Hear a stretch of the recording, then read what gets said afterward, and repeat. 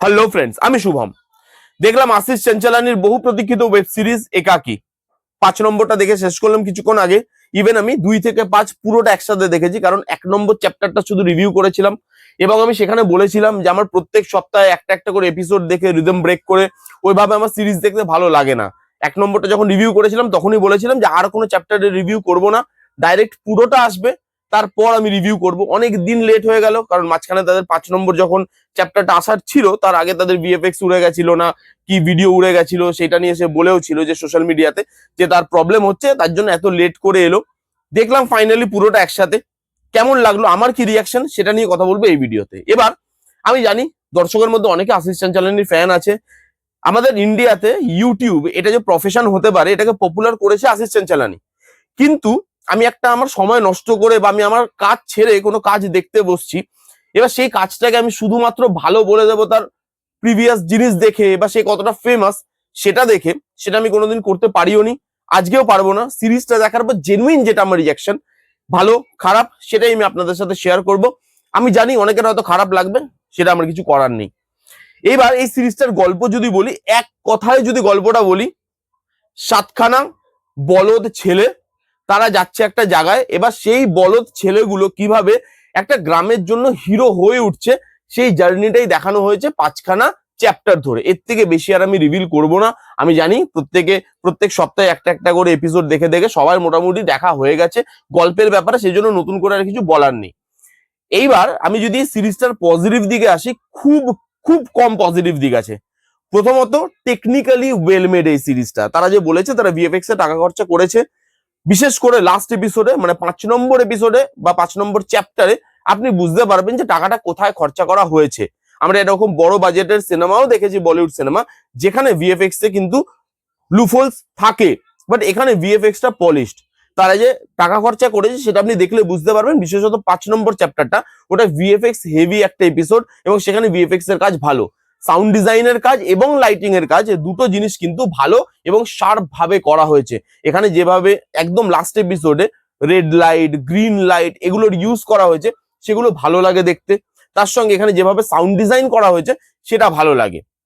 এছাড়া এই সিরিজের মধ্যে আমাদের পৃথিবী নিয়ে বা ওয়ার্ল্ড নিয়ে একটা মেসেজ দেওয়ার চেষ্টা করেছে, সেটাও আপনার কোথাও গিয়ে মনে হবে জাস্টিফাইড। এই যে আমরা এত দূষণ করছি, গাছ কেটে দিয়ে বড় বড় বিল্ডিং বানাচ্ছি, জল দূষণ করছি, রাস্তা আবর্জনা করে রাখছি, সেগুলো আমাদের দেশের পক্ষে কতটা ক্ষতিকারক, আমাদের ভবিষ্যতের পক্ষে কতটা ক্ষতিকারক, সেটা নিয়ে এখানে মেসেজ বলা আছে এবং সেটা জেনুইন প্রবলেম। এখন আমাদের সেই প্রবলেমের মধ্যে দিয়ে আমরা যাচ্ছি এবং আমরা আমাদের রিসোর্স আছে ওগুলোকে নিয়ে নিয়ে আমাদের কাছে থাকার পরেও বেশি বেশি করে নিয়ে নিয়ে সেগুলোকে শেষ করে দিচ্ছি।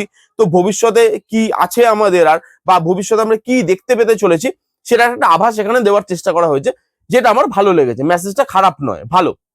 এই ছিল মোটামুটি পজিটিভ দিকে।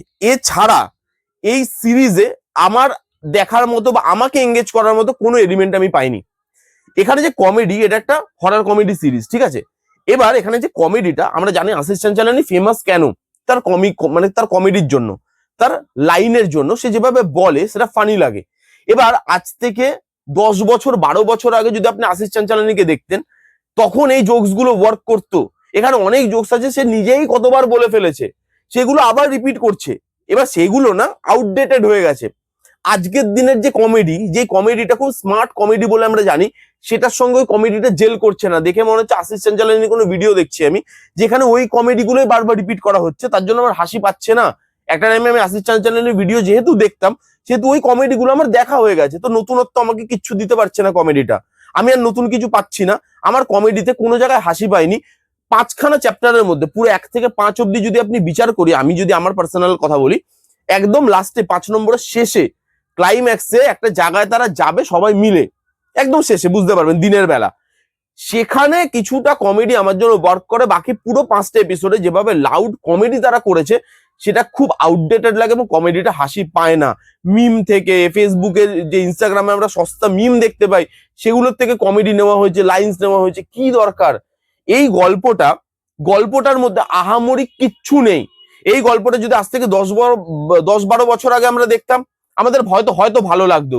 কিন্তু আজকের দিনে যখন আমরা এত কন্টেন্ট দেখে ফেলেছি, এত ইনোভেটিভ আইডিয়াস দেখে ফেলেছি, কোনো আইডিয়া এক্সপ্লোর করার আর বাকি নেই, তো সেখানে এরকম ধরনের একটা আইডিয়া, এবং সেটা আশিস চেঞ্চালানি বলছে সে নাকি অনেক ছোটবেলা থেকে মানে কলেজের টাইম থেকে লিখছে নাকি, এটাকে ডেভেলপ করতে প্রচুর টাইম লেগেছে।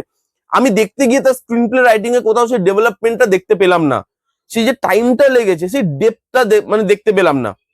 5 নম্বর চ্যাপ্টারে গিয়ে হঠাৎ করে সেই জিনিসগুলো তো ইজিলি হতে থাকলো, তখন আপনার মনে হবে যে 4 নম্বর এপিসোড ধরে মানে 4টে চ্যাপ্টার ধরে যে সিরিয়াসনেসটা আপনি তৈরি করেছেন যে কিছু একটা হচ্ছে 5 নম্বরের লাস্টে এসে বা 5 নম্বর চ্যাপ্টার সেকেন্ড হাফটা এত ইজিলি কি করে হয়ে যায়, দেখে মনে হবে ভাই इसने তো वक्त बदल दिया, जज्बात बदल दिया, हालात बदल दिया, এরকম একটা ব্যাপার। ভাই এত সিরিয়াস জিনিসে তুমি ঢুকেছো, তুমি দেখাচ্ছ মানুষকে, প্রেটেন্ড করছো যে 5 নম্বরে কি না কি তুমি দেখিয়ে দেবে, এবং 5 নম্বর ওরকম লুজ একটা এন্ড এবং ওরকম ইজি একটা এন্ড আপনার দেখে মনে হয় ভাই, আশিস চেঞ্চালানির ভাষাতেই বলি চলো, চুতিয়া সমঝায় ক্যা।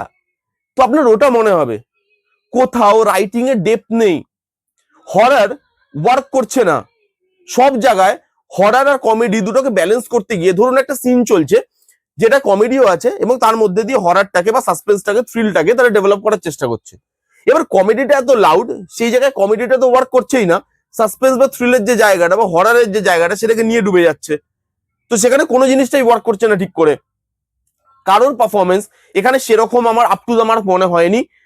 দেখুন আশিস চেঞ্চালানি অনেকদিন ধরে ক্যামেরা ফেস করছে, সে অ্যাক্টিং করতে পারে, কিন্তু এখানে তার অ্যাক্টিং ভালো লাগেনি। তার বাকি যে বন্ধুগুলো আছে তাদের অ্যাক্টিং তবুও ঠিক আছে, আশিস চেঞ্চালানিকে আমার খুব দুর্বল বলে মনে হয়েছে। অ্যাকশন সিকোয়েন্সে বলুন, ভয়ের সিকোয়েন্সে, যেখানে তার এক্সপ্রেশন আরো ভালো হওয়া উচিত ছিল সেখানে আমার সেই জিনিসটা ভালো লাগেনি। এবার অনেকে বলবেন যে ভাই প্রথম সিরিজ এত ক্রিটিসাইজ করার কি আছে, প্রথম সিরিজ কে বানাচ্ছে? আশিস চেঞ্চালানি বানাচ্ছে। আজকে যদি অন্য কোনো নর্মাল লোক বা নর্মাল কোনো ক্রিয়েটার যার কাছে হয়তো টাকা নেই, ফান্ড নেই, কন্ট্যাক্টস নেই, ফেম নেই, সে আজকে যদি এরকম একটা সিরিজ বানাতো, আমি তাকে একটা জায়গা দিয়ে বিচার করতে পারতাম যে ভাই এর কাছে তো কিছুই নেই, তবু এরকম যে একটা অ্যাটেম্প্ট নিয়েছে সেটা হ্যাটস অফ। কিন্তু আশিস চেঞ্চালানি যার কাছে সব আছে, আজকে সে ইউটিউবে টপে চলছে ইন্ডিয়াতে, তার মধ্যে তার কাছে কন্ট্যাক্টস আছে বিভিন্ন জায়গায়, তার প্রচুর নলেজ এই সম্বন্ধে, তারপরেও আজকে যখন আমি এরকম একটা সিরিজ দেখতে পাচ্ছি যার রাইটিং দুর্বল, যেখানে কমেডি দুর্বল, যেখানে হরর, সাসপেন্স, থ্রিল এগুলো ওয়ার্কই করছে না, স্টোরি প্রত্যেক পদে প্রেডিক্টেবল, লাস্ট অব্দি কি হবে সেটা আপনি জানেন, কমেডি অ্যাক্টিং ফ্যাক্টিং কোনো কিছু ওয়ার্ক করছে না, সেখানে সে শুধু ফেমাস বলে, সে নাম করা বলে, আমার কি সেই জিনিসটাকে মাথা থেকে বের করে দেওয়া উচিত যে সে একটা ভালো সিরিজ বানাতে পারেনি, চলো নেক্সট বার দেখা যাবে? সে এত টাইম নিয়ে তো একটা সিরিজ বানিয়েছে, এমন তো না সে কালকে ইউটিউবে এসছে, আজকেই একটা ইউটিউবে একটা শর্ট ফিল্ম বানিয়ে দিয়েছে বা আজকেই একটা সিরিজ বানিয়ে দিয়েছে, চল লুপহোলস গুলো আমি ঢাকা পড়ে গেল সেখানে। এখানে এত বছর ধরে কাজ করার পর এরকম একটা আউটপুট, যেখানে মানুষ আশা করে বসছিল যে সিরিজটা সত্যি খুব ভালো হবে, কিন্তু আমার কাছে এই সিরিজটা up to the mark series একদমই হয়নি, খুবই বিলো দ্য অ্যাভারেজ একটা সিরিজ, যেখানে আমাকে সিরিজটা কোনোভাবে এঙ্গেজ করতে পারে না। এবং এই সিরিজটা হলিউডের অনেক জিনিস থেকে ইন্সপায়ার্ড, প্রেডিটর থেকে হাইলি ইন্সপায়ার্ড, ব্লাডের কালারটা অব্দি নকল করে দিয়েছে, গ্রিন কালারের ব্লাড দিয়ে দিয়েছে, কিসের আমি বলছি না, সেটা আপনারা সিরিজটা দেখুন তাহলে বুঝতে পারবেন। এমনিতে তো ইউটিউবে আছে, ফ্রিতে অ্যাভেলেবেল, কিন্তু ফ্রিতে অ্যাভেলেবেল হলেও আমাকে সময় দিতে হচ্ছে, আমাকে ডেটা দিতে হচ্ছে, আমাকে এতগুলো অ্যাড দেখতে হচ্ছে ইউটিউবে। তারপর আশিস চেঞ্চালানি বড় ফেস বলে প্রথম কাজ চলো ছেড়ে দিলাম, বড় ফেস বলে আরো কনসিয়াস হয়ে করা উচিত ছিল এটা আশিস চেঞ্চালানির, যেটা সে করতে পারেনি, এবং খুবই বিলো দ্য অ্যাভারেজ একটা কন্টেন্ট সে ডেলিভার করেছে। আমার একাকি, যদি আমি ওভারঅল একাকির কথা বলি, আমার ভালো লাগেনি, একদমই ভালো লাগেনি। দেখুন আপনি হলিউড দেখছেন, আপনি সেখানকার কোনো ক্যারেক্টার হোক বা ফ্র্যাঞ্চাইজি ফ্যান আপনি বানাচ্ছেন, তার মধ্যে ইন্সপিরেশন রাখছেন, ঠিক আছে, লাস্টে প্রেডিটর থেকে আপনার মনে হবে আপনি প্রেডিটরের কোনো সস্তা ভার্সন দেখছেন, ইন্ডিয়ান একটা ভার্সন দেখছেন। আমি তো বুঝতে পারলাম না ভাই কেন, মানে কি কারণ, কি দরকার ছিল, আরো কাজ করা উচিত ছিল। এবং আমি তো বলবো নেক্সট কোনো সিরিজ বা নেক্সট কোনো কন্টেন্ট ভাবার আগে অ্যাটলিস্ট বসে ভাবো তুমি কোন দিনে বানাচ্ছ, কবে বানাচ্ছ, কোন অডিয়েন্সটাকে টার্গেট করছো। যারা সবকিছু দেখে ফেলেছে, তো তাদের জন্য তুমি নতুন আর ইনোভেটিভ কি আনতে পারছো সেটা ভাবো, সেইভাবে রাইটিং করো যেটা স্মার্ট হবে, যেটা তোমার পুরনো যে আশিস চেঞ্চালানি ভাইবটা সেটাকে মারতে পারবে। বিবিকে বাইনের ভাইবটাকে সে কিন্তু মেরেছে, সে আজকে এমন এমন পারফরমেন্স দিচ্ছে বা বড় বড় কাজ সে করতে চাইছে, যেখানে তার যে কমেডি সেটা সে শুধুই কমেডি করতে পারে, সেখান থেকে সে আস্তে আস্তে বেরোতে চাইছে। এটাকে আমি মানে খুব ভালো একটা অ্যাপ্রোচ বলবো। আশিস চেঞ্চালানিকে বলবো যদি তুমি ফিল্ম মেকারও হও, পরবর্তীকালে যদি ভালো কিছু তোমার মানে অন্য কিছু করার তোমার চেষ্টা থাকে, তাহলে আউট অফ দ্য বক্স কিছু করো যেটা তোমার থেকে লোক দেখেনি। অনেক কিছু বলে ফেললাম হয়তো, কারণ এক্সপেকটেশন ছিল এবং আমার মানে এক্সপেকটেশন কোনো দিক দিয়ে ফুলফিল হয়নি। আপনাদের হলে হয়তো আপনারা আশিস চাঞ্চালানির ফ্যান হবেন, যারা আশিস চাঞ্চালানির ফ্যান হবে তাদের মাস্টারপিস লাগতে পারে, তাদের কথা আমি এখানে ধরছি না। তাদের out of the box heavy আমাকে গালাগালিও করবেন হয়তো, তো সেগুলো আমি ধরছি না। বাট অ্যাজ জেনারেল অডিয়েন্স আপনি যদি বসে দেখেন সিরিজটার মধ্যে আমি পেয়েছি বা আমি কিছু থাকবে সিরিজটার আমার ভেতরে, অনেকদিন এই সিরিজটার কোনো এলিমেন্ট থাকবে সেটা আমি বলতে পারবো না। এই ছিল একাকী ওভারঅল যে সিরিজ, তার রিভিউ।